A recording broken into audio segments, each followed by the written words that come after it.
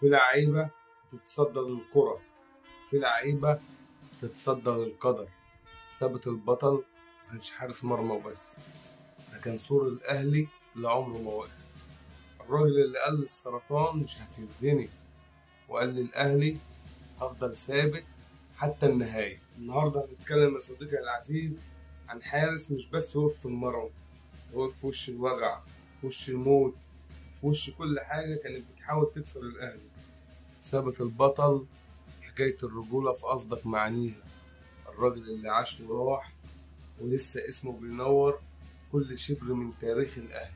اتولد ثابت البطل سنة 1953 في محافظة أسيوط، شاب صعيدي جدع، دماغه كلها تركيز، كل حلمه إنه يكون حاجة كبيرة.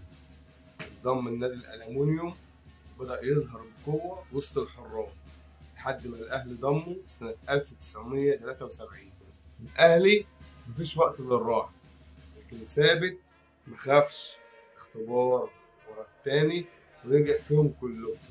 أكتر من 16 سنة بيدافع عن عرين الأهلي، بطولات، كؤوس، سوبر، أفريقيا، وكان دايما رقم واحد. اشتهر بثباته الانفعالي وهدوءه تحت ضغط ومواقفه اللي كانت بترفع من معنويات الفريق. شارك في أفريقيا مع المنتخب، كان ضمن الفريق المتأهل لكأس العالم سنة 1990. كان دايما قد المسؤولية، وكان بيتقال عليه الحارس اللي ما بيهزرش مهما حصل.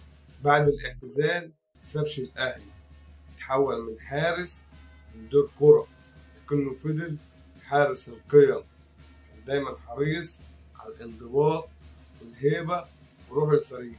اللعيبة كانت بتهابه بس في نفس الوقت تحترمه جدا، وكان دايما معروف عنه إنه ولا بيجامل ولا بيقبل غلط على حساب الكيان. في بداية الألفينات كابتن ثابت جاله مرض السرطان، لكنه ما أعلنش وما ضعفش، كان بيحضر الماتشات ويرجع يكمل جلسات العلاج. في 14 فبراير 2005 راح على كابتن ثابت، لكن اسمه لسه حي، مش في الكتب، لأ، في قلب كل أهلاوي، كل لاعب لبس الفانيلا الحمراء. كابتن ثابت البطل مكانش حارس مرمى عادي، كان حارس القيم والمبادئ والرجولة. لما تسمع اسمه تعرف الفرق بين اللعيب والرمز. لما تيجي تحكي عن تاريخ الأهلي لازم تحكي عن كابتن ثابت البطل اللي كان دايما ثابت لآخر نفس. رحم الله كابتن ثابت البطل. وفي النهاية